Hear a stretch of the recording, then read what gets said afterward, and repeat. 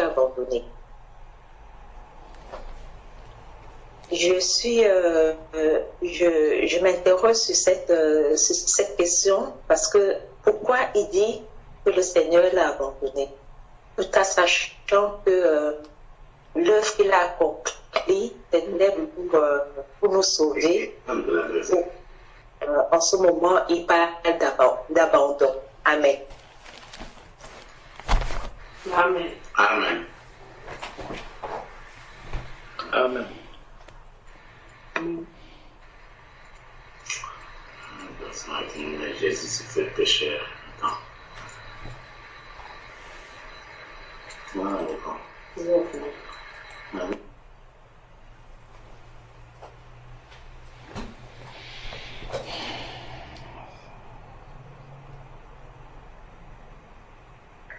Moi aussi, j'ai une question à poser. Je peux poser, mais c'est une petite question. Maman Amélia, il faut que nous puissions respecter l'ordre dans lequel le Saint-Esprit conduit les choses. Donc, note ta question. Si tu crains de l'oublier, tu notes la question.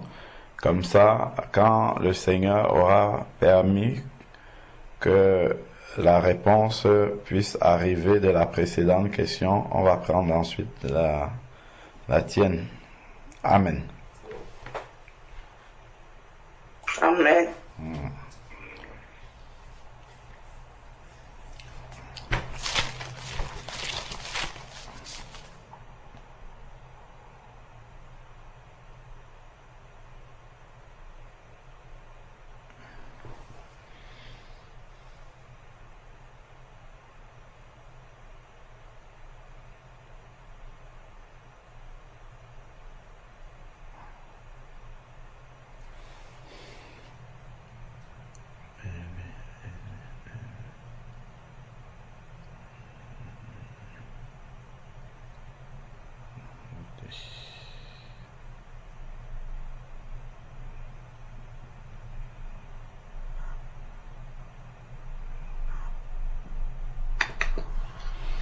Ok. Si je peux... Il y a dans Matthieu, le texte se trouve dans Matthieu chapitre 27.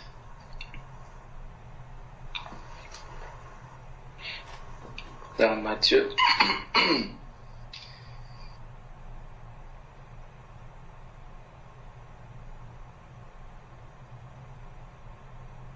Dans Matthieu au chapitre 7, versets 45 à 46.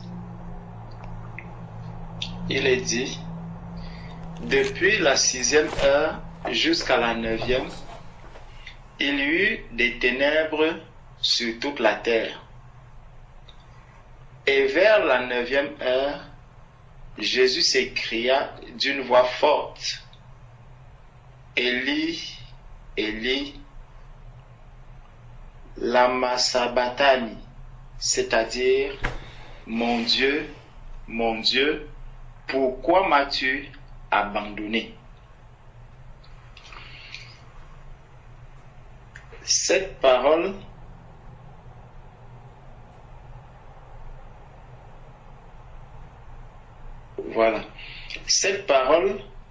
nous la retrouvons d'abord dans le psaume 22. Dans le psaume 22, verset 2, mon Dieu, pourquoi m'as-tu abandonné? Et t'éloignes-tu sans me secourir, sans écouter mes plaintes?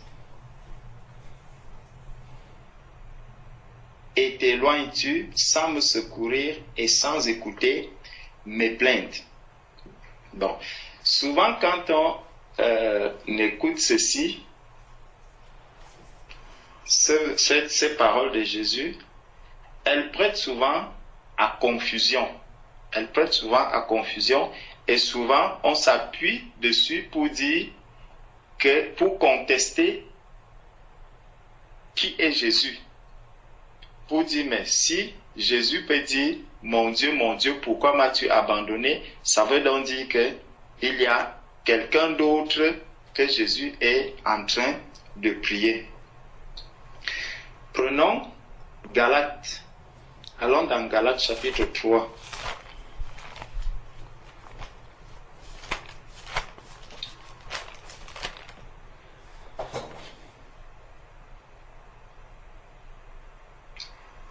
Galates chapitre 3. Parce que, ne l'oublions pas, Jésus parle ainsi étant à la croix. C'est à la croix que Jésus est en train de dire, mon Dieu, pourquoi m'as-tu abandonné? Galates chapitre 3, prenons à partir du verset 12. Galates chapitre 3, verset 12 à 13. Or, la loi ne procède pas de la foi, mais elle dit, celui qui mettra ces choses en pratique vivra par elle. Or, la loi ne procède pas de la foi, mais elle dit, celui qui mettra ces choses en pratique vivra par elle. Christ nous a rachetés de la malédiction de la loi, étant devenu malédiction pour nous. Quand est-ce que Christ est devenu malédiction pour nous? C'est à la croix. Il dit, étant devenu malédiction pour nous, car il est écrit, maudit est quiconque est pendu au bois. Donc, Jésus à la croix porte la malédiction. Cet homme qui est à la croix porte la malédiction. Maudit est quiconque est pendu au bois, afin que la bénédiction d'Abraham eut pour les païens son accomplissement en Jésus-Christ et que nous ressuscitions par la foi l'Esprit qui avait été promis. Donc, Jésus est à la croix. On a vu tout à l'heure la grandeur de l'œuvre qui a été accomplie à la croix pour que nous devenions la lumière du monde. Jésus est allé à la croix. Il a porté tous nos péchés à la croix. Il s'est fait malédiction pour nous à la croix. Il a porté tout le péché qu'il y avait en nous. Tout le péché qu'il y avait en nous. Il est dit, étant devenu malédiction pour nous. Malédiction pour nous. Allons, on peut voir dans Deutéronome. Il y a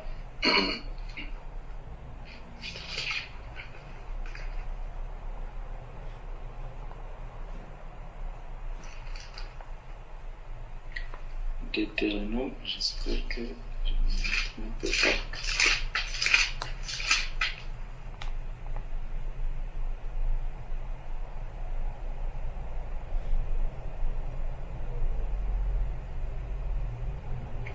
Dans Deutéronome chapitre 21, Deutéronome chapitre 21, partie du verset 22.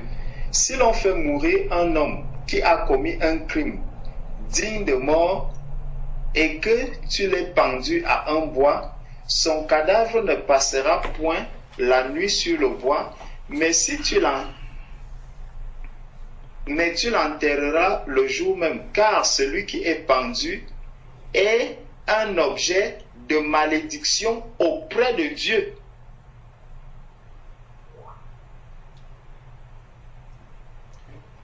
Car celui qui est pendu est un objet de malédiction auprès de Dieu. Et tu ne souilleras point le pays que l'Éternel ton Dieu te donne pour héritage. Regardons donc, Jésus, cet homme qui est cloué à la croix, voilà ce que la Bible, comment est-ce que la Bible le décrit. comment est-ce qu'on décrit cet homme qui est pendu au bois, est un objet de malédiction auprès de Dieu. Donc, ici, on nous rappelle qu'il a porté toutes nos malédictions. Il s'est fait malédiction pour nous. Pour nous, il s'est fait malédiction. Or, le Dieu que nous servons, c'est un Dieu qui est saint. Dieu est saint. Dans Jean 4,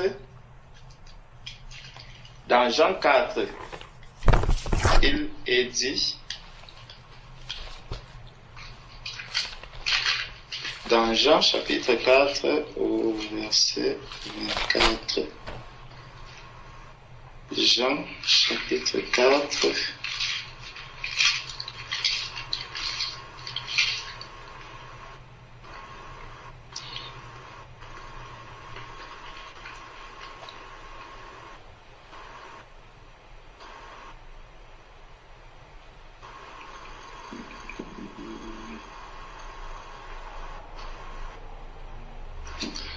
dans Jean 4, Jean 4, 24 nous dit, Dieu est esprit et il faut que ceux qui l'adorent, l'adorent en esprit et en vérité. Voilà. Donc, Dieu est saint et ici, celui dont on parle ici, dans Galates chapitre 3 au verset 16, où il est écrit, Christ nous a rachetés de la malédiction de la loi, étant devenu malédiction pour nous, car il est écrit, maudit est quiconque est pendu au bois. Donc, on voit ici que c'est un homme qui est pendu au bois. C'est un homme qui est pendu au bois. Et c'est un homme qui a porté toute cette malédiction au bois. C'est l'homme qui a porté la malédiction au bois. Bon. Mais dans Jean chapitre 4, verset 24, on nous rappelle que Dieu est esprit. Dieu est esprit. Et il faut que ceux qui l'adorent, l'adorent en esprit et en vérité. Et ce Dieu qui est esprit, l'esprit ici, quand on regarde encore dans Deutéronome, qu'on a lu tout à l'heure, Deutéronome 21, versets 22 à 23, on nous parle encore de l'homme. C'est l'homme qu'on va pendre au bois. C'est l'homme qui va être maître, qui va être mis sur le bois, qui va être cloué au bois. Et ce Dieu-là, c'est un Dieu qui est saint. C'est un Dieu qui n'accepte pas les ténèbres. C'est un Dieu en qui il n'y a point de ténèbres. C'est un Dieu qui est lumière. On a vu tout à l'heure Jésus qui a dit qu'il est la lumière. Donc, le Dieu que nous servons ici est lumière. Donc, on peut donc regarder dans Romains chapitre 8. Allons voir dans Romains chapitre 8. Romains chapitre 8, les 3 premiers versets.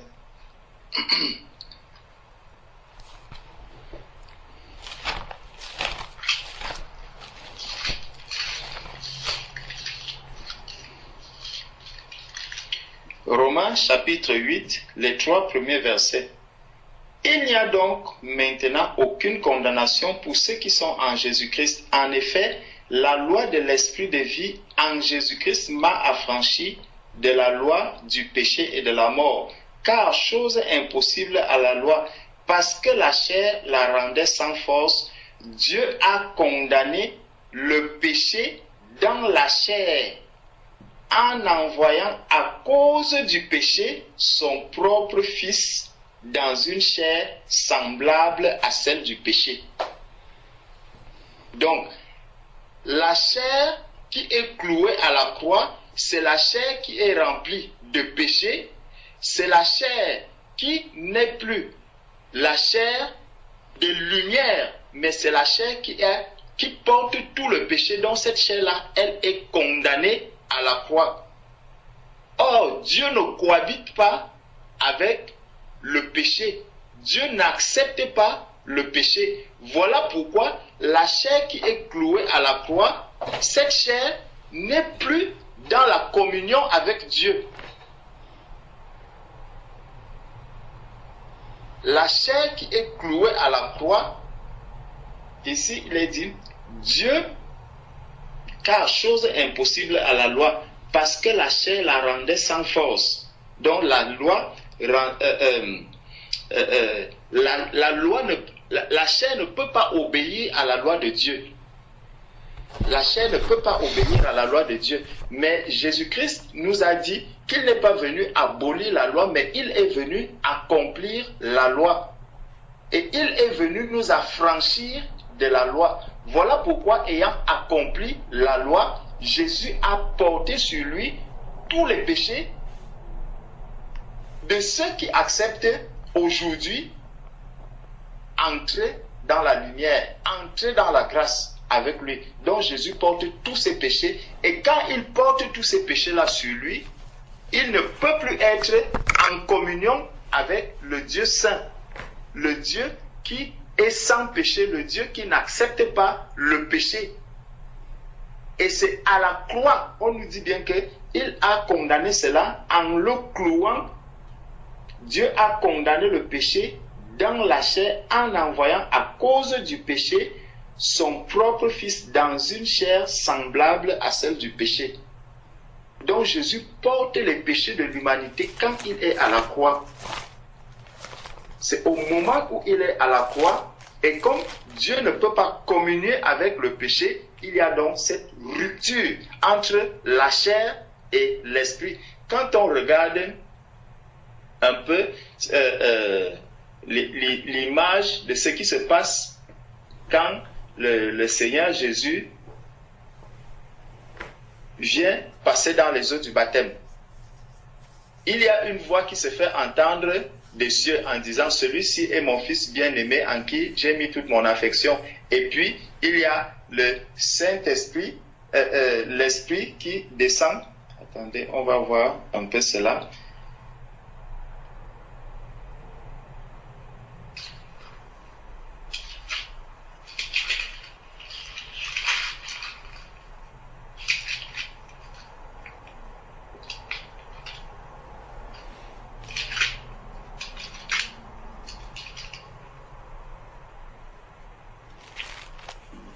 Donc, dans Matthieu chapitre 3, du verset 13 au verset 17, « Alors Jésus vint de la Galilée au Jourdain vers Jean pour être baptisé par lui.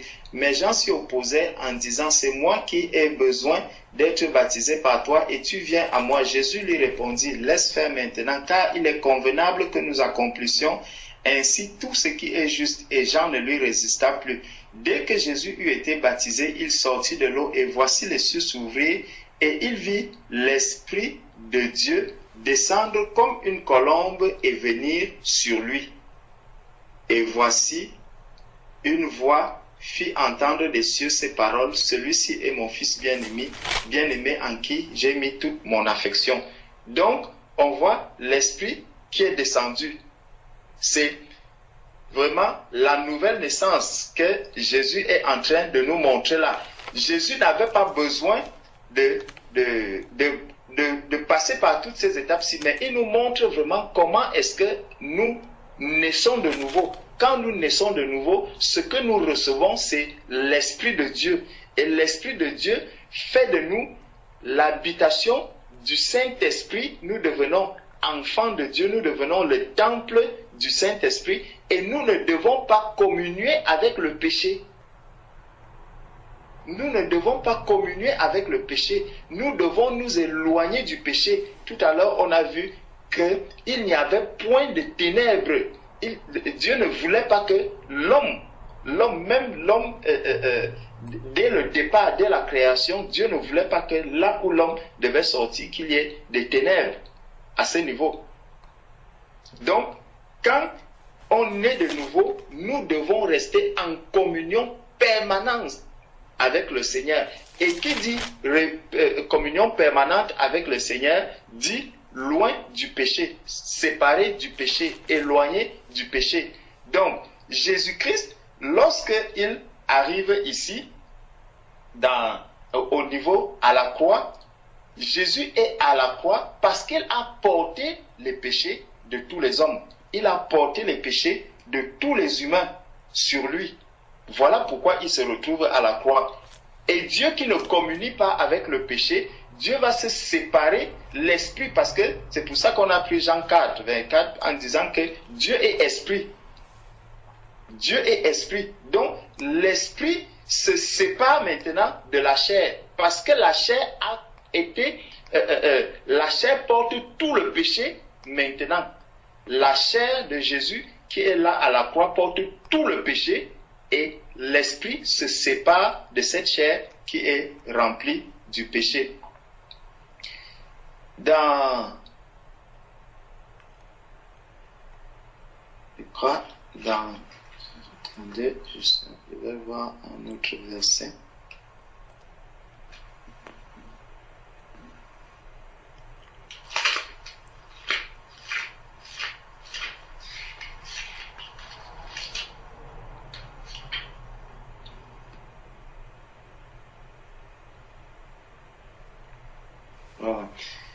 Voilà. Et c'est pour ça, pour nous montrer bien que il y a cette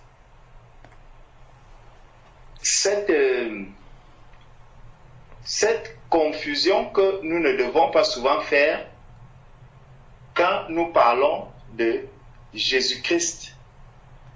Jésus-Christ qui est le Dieu manifesté en chair. Dieu manifesté en chair. Mais ce n'est pas l'esprit qui a porté le péché. C'est la chair, c'est Jésus homme qui est allé à la croix. Jésus homme. Et c'est pour ça que c'est ce Jésus homme là qui intercède auprès de nous. Si nous prenons 1 Timothée chapitre 2, 1 Timothée chapitre 2 au verset 3 à 5. Cela est bon et agréable devant Dieu notre Sauveur, qui veut que tous les hommes soient sauvés et parviennent à la connaissance de la vérité. Car il y a un seul Dieu et aussi un seul médiateur entre Dieu et les hommes, Jésus-Christ, homme. Vous voyez, on n'avait pas le Saint-Esprit. Si le Saint-Esprit a tout le monde sait que Jésus-Christ était homme. Mais ici, il vient nous mentionner que le Jésus-Christ qui est celui qui est le médiateur, c'est un homme qui intercède pour nous auprès du Père. Jésus-Christ, homme. C'est Jésus-Christ, homme, qui intercède auprès du Père. Donc, lorsque Jésus dit « Mon Dieu, pourquoi m'as-tu abandonné ?» C'est parce que la chair qui est clouée à la croix, elle a porté tout le péché, et l'Esprit de Dieu qui ne cohabite pas avec le péché s'est séparé de lui, de cette chair qui est là. Parce que l'Esprit, Jésus est mort, Jésus homme, il est mort à la croix. Mais il n'est pas resté au tombeau. Il est ressorti du tombeau. Parce que Jésus, lorsque Jésus m'a entendu,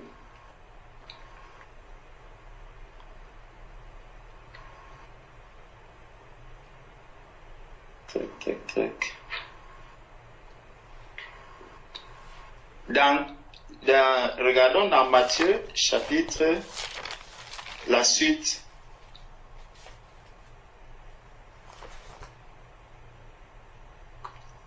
Quelques-uns de ceux qui étaient là, l'ayant entendu dire, il appelle Élie.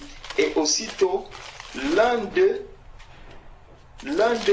courut prendre une éponge qu'il remplit de vinaigre, et l'ayant fixé à un roseau, il lui donna à boire. Mais les autres disaient, laisse, voyons si elle viendra si Élie viendra le sauver. Jésus poussa de nouveau un grand cri et rendit l'esprit. Vous voyez, il rend l'esprit. Jésus rend l'esprit. Pourquoi? Parce que la chair qu'il porte est maintenant une chair remplie de péché. Et l'esprit de Dieu ne vient pas parce que quand on est enfant de Dieu, et qu'on demeure dans le péché, justement, c'est ça le grand danger. C'est que si je demeure dans le péché, si je reste dans le péché, à un moment donné, le Seigneur va... le Seigneur ne viendra pas... Comment je peux dire cela?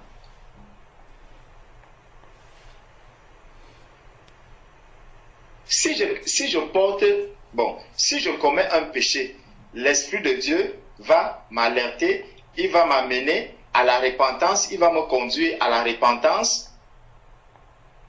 Maintenant, si je reste et je demeure dans ce péché, c'est dangereux. C'est pour ça que le Seigneur nous dit que celui qui est né de Dieu ne pratique pas le péché. Jésus, ayant porté tous ses péchés, il est à la croix, il crie, mon Dieu, pourquoi m'as-tu abandonné? L'Esprit de Dieu, à un moment donné, va partir. On dit, Jésus rend l'Esprit. Au verset 49, au verset 50, Jésus poussa de nouveau un grand cri et rendit l'Esprit. Parce que l'Esprit ne va pas supporter rester dans un corps qui est rempli de péché. Donc c'est l'homme, en fait, qui était en train de dire, mon Dieu, pourquoi m'as-tu abandonné? Et il le disait pourquoi? Parce qu'il portait le péché de l'humanité sur lui.